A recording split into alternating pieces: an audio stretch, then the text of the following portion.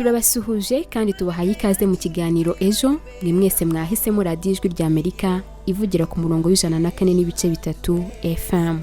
Mu kiganiro cy'uyu munsi turaganira ku mikoreshereze y'imbuga nkoranyambaga by'umwihariko umuyoboro wa YouTube. Iki kiganiro gihagarariwe na Nige na Roger, Mizero Crispin ari ku buhanga bw'ibyuma, naho njye ugiye kukibagezaho nitwa Marie Clark Singizwe. Ntimujye kure.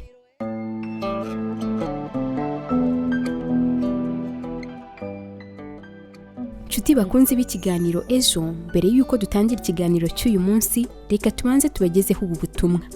Nyuma y'amezi 5 tubagezaho ibiganiro bivuga ku makimbirane yo mu muryango, turabamenyesha ko muri uku kwezi kwa gatandatu ibiganiro tuzabagezaho bizibanda ku bwisanzure mu gutanga ibitekerezo ndetse n'amakimbirane aturuka ku guheza abandi.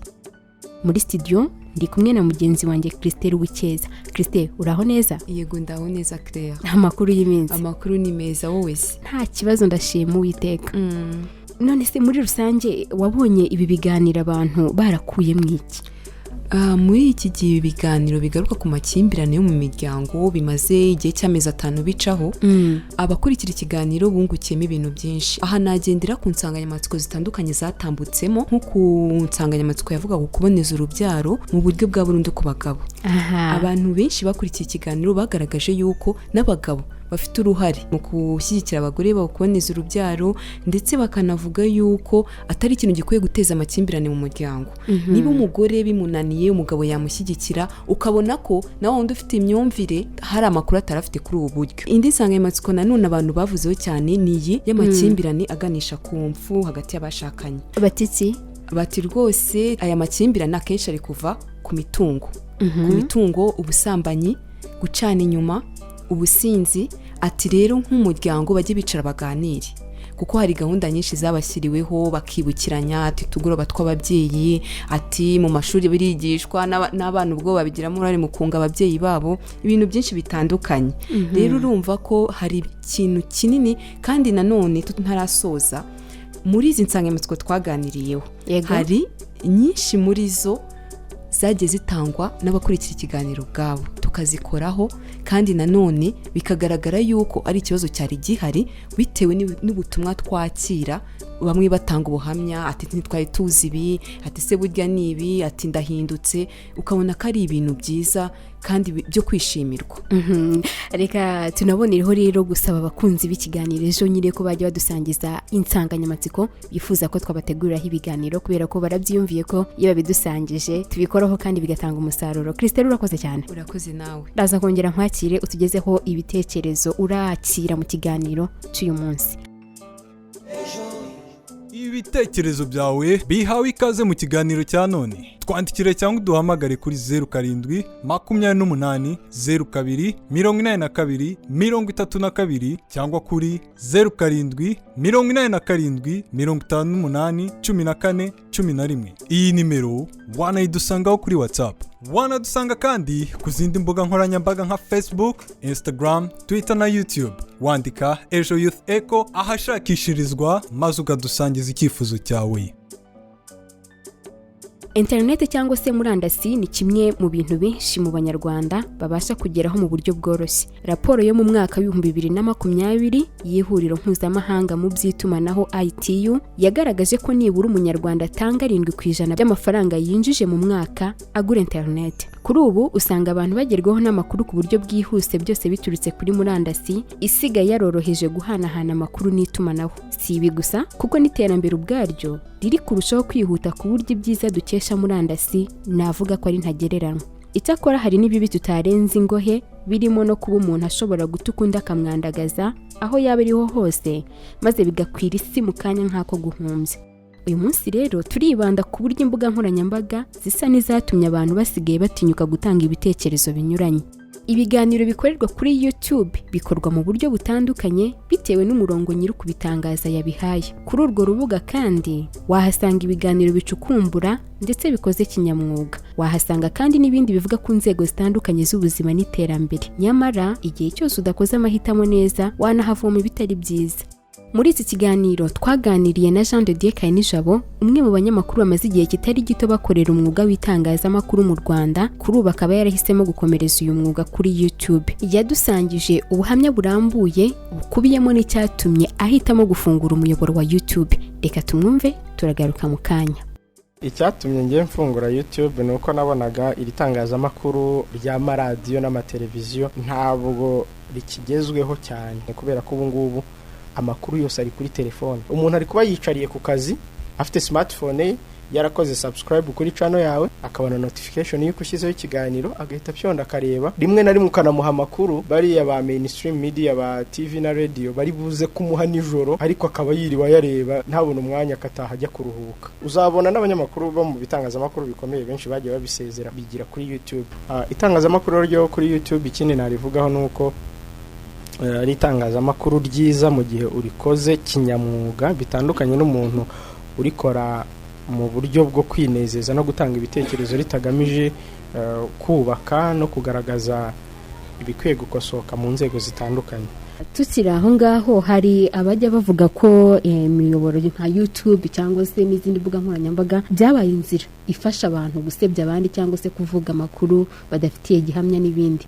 Wowe ubitangaho ubusobanuro ki? Nibyo, hari abifashisha imbuga nkoranyambaga uretse na YouTube, nuko ari wenda turi kuvugaho mu gusebya abandi no gutangaza amakuru y'ibihuha. Ariko ku rundi ruhande nyine umunyamwuga wabijemo ari umunyamwuga, amakuru atangaza abatandukanye n'aya wa wundi w'umwamateri cyangwa ubikora mu rwego rwo kwinezeza no gushaka views. Abantu bamwe badakora kinyamwuga usanga ari bo babifata nka business kurenza gutangaza no gutara amakuru no kugaragaza nyine niba hari ikibazo kiri muri societe n'ibisubizo gishobora gushakirwa.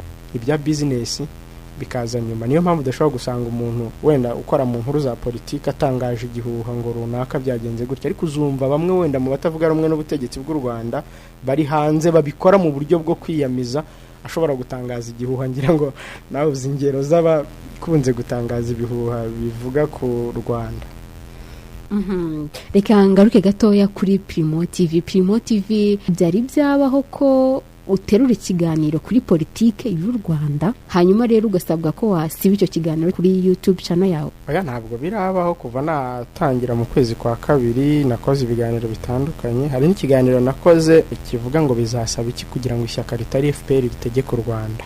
Nk'icyo kiganiro abantu bamwe barampamagaye babashuti banjye, ariko ntabwo ari mu nzego za leta cyangwa undi muntu watumwe na leta. Ni inshuti zanjye zampamagaye bati biriya bintu ni ibiki urimo urakora, utangiye kwataka ishyaka riri ku butegetsi. Ariko mu bantu twari kumwe muri icyo kiganiro nari mfite Depite Frank Habineza wo muri Green Party, ni ishyaka naryo rishaka kuyobora u Rwanda. Urundi ruhande nari mfite n'undi musesenguzi witwa Eri Defonse nabo bariraga n'umuyobozi wa radio, turimo dusesengura nyine bizasaba iki. Icyo kiganiro nicyo abashuti banjye bampamagaye barambwira, ndababwira ariko nta kibazo kirimo. Yes, nta muntu rero rampamagara ngo ambwire ngo wakoze ibi ngo kuraho ibi, oya ntawe. Rero inama nagira urubyiruko no kujya kuri YouTube uzi icyo ugiye gushaka. Nukoresha YouTube urubyiruko icyiza ni ukujyaho uzi icyo ugiye kurebaho gusa. Arakoze Jean de Dieu Kayinijabo umaze kudusangiza ubuhamya bwe. Mugenzi wacu David Hitimana yaganiriye n'abaturage bo mu karere ka Huye biganjemo urubyiruko, maze bamubwira icyo bagenderaho iyo bahitamo ibyo bareba kuri YouTube ndetse n'icyo bibafasha.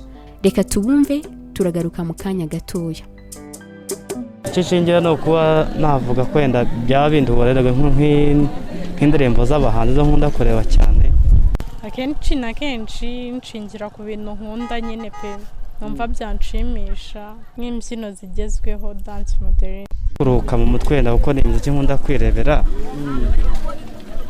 ariko mu busanzwe mu buryo bwa finance ntacyo biba byampombeje, ariko mu buzima bikeneye birashoboka cyane kuko hari nk'amavideo turebaho nk'ibisanzwe nk'indirimbo izindi musanga zirimo amafoto y'urukozasoni, cyangwa se ugasanga ibyo bavuga n'amagambo bari kuvuga arakujyana mu yindi ntekerezo atari ibyo ubona aho ngaho, kwakuruka mu mutwe bikaba atarakuruka mu mutwe ahubwo rero nakwica mu mutwe.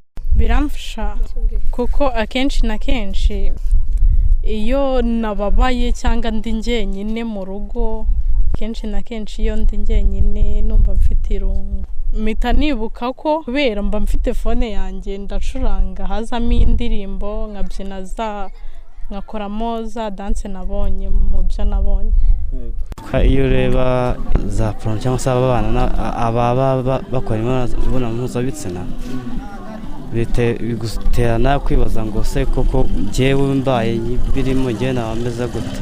Nuko ubwo rero nawe uko ugenda ubireba cyane no ugenda ukururwa nabyo bigatuma nta maherezo usanga babigiyemo, ubwo no mu mutwe urangirika ugasanga niba ari nka gahunda ufite ubwo narapfuye, ndetse no mu bijyanye n'amafaranga niba ari ayo ukoreshaga mu kazi kawe abagenda akendera bitewe n'uko wagiye wihutiye cyane, urimo urashaka gukoresha YouTube cyane gukorera amavideo wabonye byambayeho rwose cyane ko bikura n'ingeso mbi zitari nziza, aho hari igihe usanga akenshi reba izo video gushaka kwitwara nk'abo bantu bisanga utari kumwe n'uwo nguwo ushaka kuba muri kumwe, hanyuma bikarangira uriye mu zindi zayo zo ngo nera zo kwikinisha cyangwa se n'izindi za ndwara.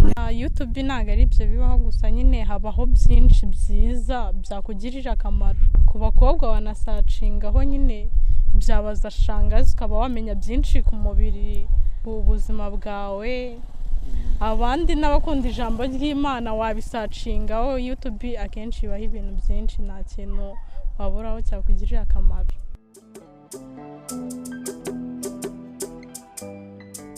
Turabashimiye aba baturage badusangije ibyo bakunda kureba kuri YouTube ndetse n'icyo bibafasha mu buzima bwabo bwa buri munsi. Dukomeza iki kiganiro, reka noneho mikaze mugenzi wanjye Christelle Uwicyeza atugezeho ibitekerezo bimaze kumugeraho ku nsanganyamatsiko turi kuganiraho uyu munsi. Christelle, ikaze nanone muri studio. Urakoze cyane. Abakunzi bacu batiki?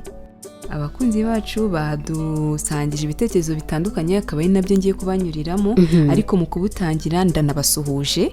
Reka duhere ku butumwa bwa Muyoboke Jean d'Amour uherereye i Kanombe mu mujyi wa Kigali, aho yagize ati ibitekerezo bitangirwa kuri YouTube bifasha abantu batandukanye kwiyungura ubwenge n'ubumenyi runaka mu gutanga amakuru. Ati buriya binafasha abakora ibikorwa bitandukanye kugeza ibitekerezo ku bantu baherereye mu bice byose by'igihugu. Naho Uzambazimana Samson uherereye mu karere ka Nyarugenge mu murenge wa Kimisagara yagize ati YouTube ni ingenzi cyane, gusa abakurikira ibitekerezo bihatangirwa bajye bashishoza bakurikira ibibafitiye akamaro kuko habaho n'ibihuha. Naho Fred urihuye waravuga ko gukoresha imbuga nkoranyambaga mu gutanga ibitekerezo mu bwisanzure ari ingenzi cyane.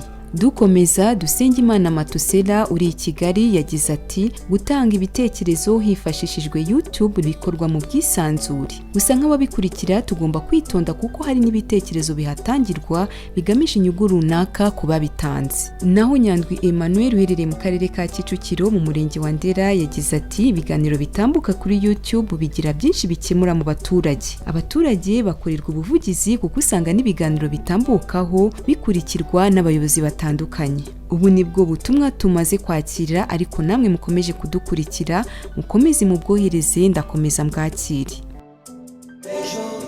Ese hari igitekerezo wifuza kudusangiza ku ngingo turi kuganiraho uyu munsi? Twandikire kuri 0728028232 cyangwa se kuri 0787581411. Iyi nimero wanayitwandikiraho kuri WhatsApp. Wanadusanga kandi ku zindi mbuga nkoranyambaga nka Facebook, Instagram, Twitter na YouTube. Wandikamo Ejo Youth Echo ahashakishirizwa maze ukadusangiza icyifuzo cyawe.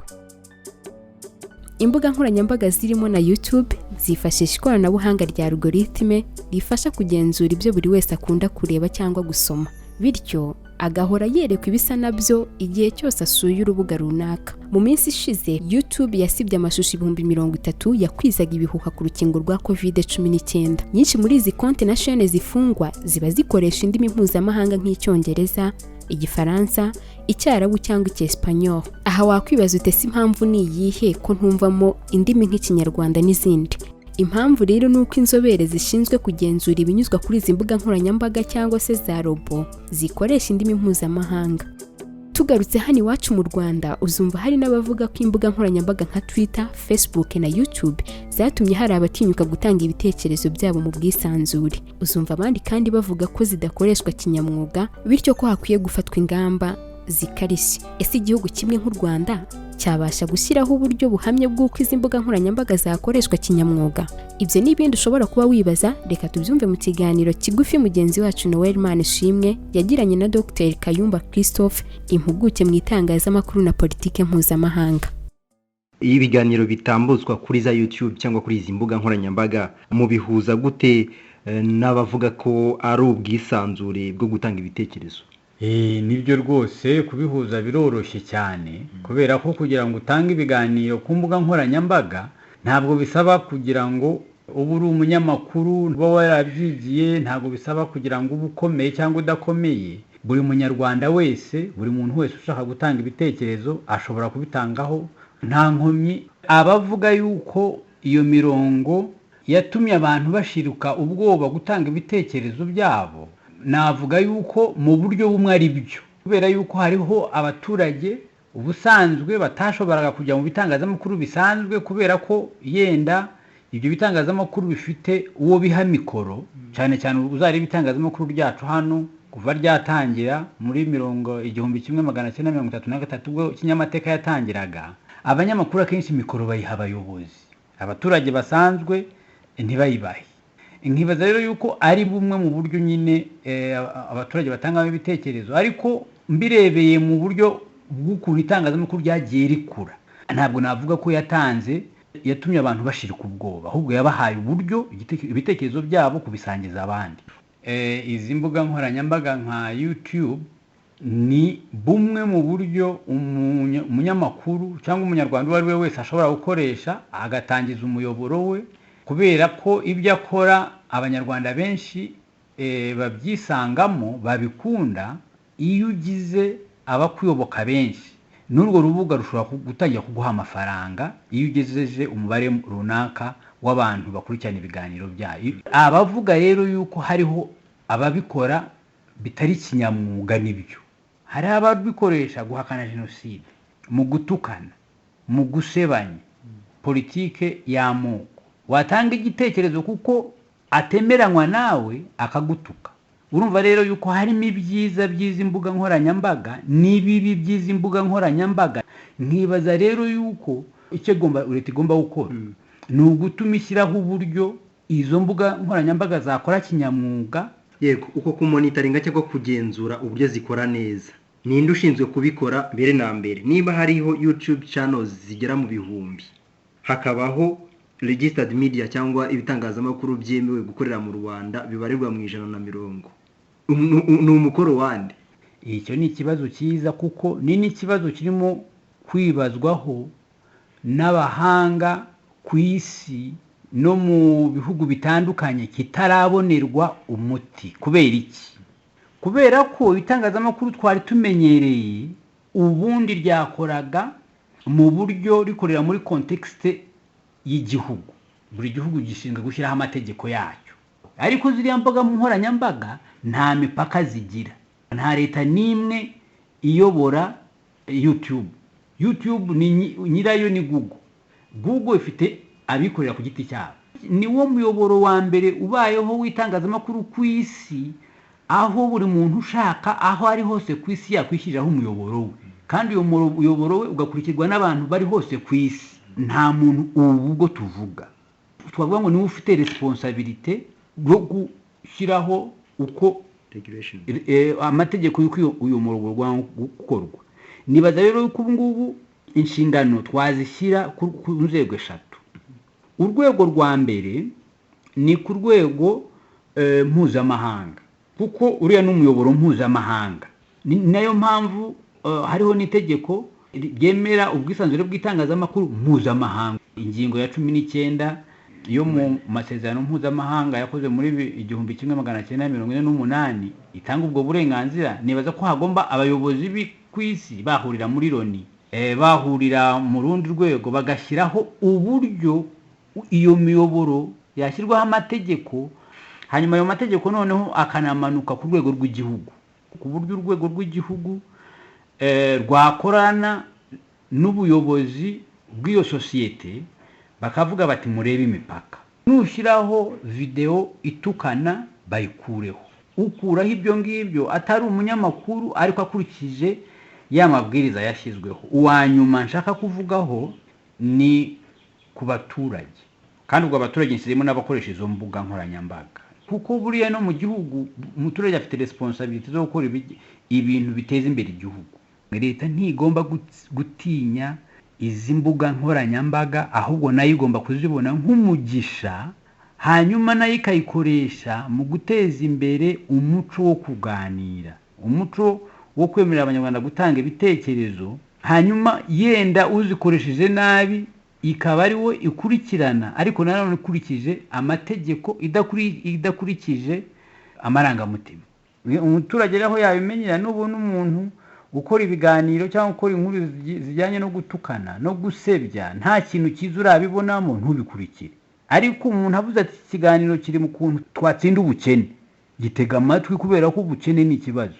Icyo nabasaba nuko bazaze babyitondera, kubera ko hari ibiganiro binyura ku mbuga nkoranyambaga, akazi kabyo ari uguteranya.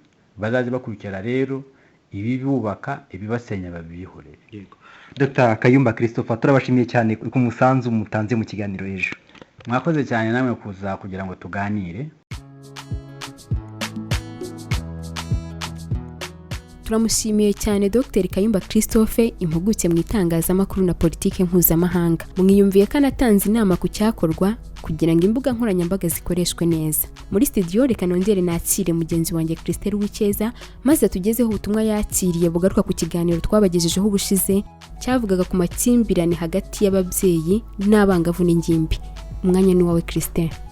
Urakoze cyane. Rero ibitekerezo mwadusangije byose byagarukaga ku buryo bwiza bwo kwirinda amakimbirane hagati y'ababyeyi, ingimbi n'abangavu. Reka duhere kuri Damascene uherereye mu karere ka Gicumbi, aho yagize ati amakimbirane hagati y'abana b'abangavu, ingimbi ndetse n'ababyeyi aterwa n'ibintu bitatu bikurikira. Ati hari ukudahuza k'umubyeyi n'umwana, uburere umwana yahawe, ndetse no kuba umuryango aturukamo uhoramo amakimbirane. Dukomereze kuri Alon uherereye mu Gasyata, aho yagize ati amakimbirane hagati y'ababyeyi, ingimbi n'abangavu yafashe indi ntera. Ati leta ikwiriye kurushaho kwigisha uburyo bwo kwirinda amakimbirane binyuze mu mashuri no mu miryango. Naho Innocent uri mu nkambi ya Mahama iherereye mu karere ka Kirehe yagize ati nkunda gukurikira ikiganiro ejo. Innocent urakoze cyane. Naho Niyitegeka Naphtal uherereye mu karere ka Nyanza yagize ati amakimbirane hagati y'ababyeyi n'abangavu n'ingimbi arahangayikishije cyane. Ati yakwiye gutegurwa ibiganiro bitandukanye bigamije kwigisha. Dukomeza, Weraris uherereye mu karere ka Ruhango yagize ati ikiganiro ejo kiranyura cyane, ndagikunda, nyungukiramo inama zitandukanye.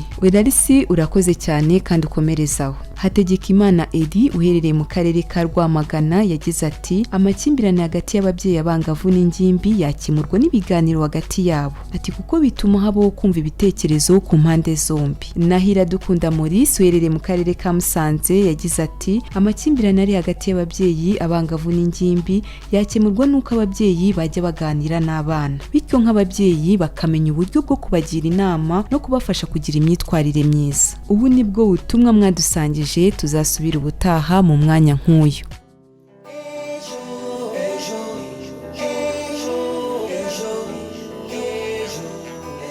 Turabashimiye mwese mwadusangije ibitekerezo byanyu. Akaba ari nuko dusoje ikiganiro ejo cya none, aho twaganiraga ku mikoreshereze y'imbuga nkoranyambaga, by'umwihariko umuyoboro wa YouTube umaze kwigarurira abatari bake kuri uyu mubumbi.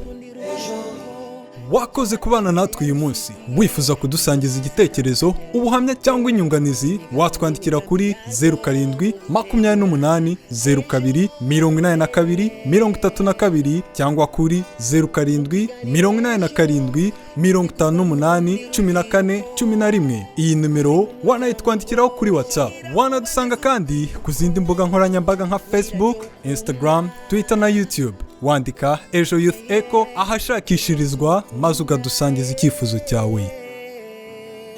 Iki kiganiro cyari gihagarariwe na Niyigena Roger, Mizero Crispin ari ku buhanga bw'ibyuma. Njye wakibagejejeho nitwa Marie Clark Singizwe, ndabifuriza kugira amahoro. Ikiganiro ejo naho ubutaha.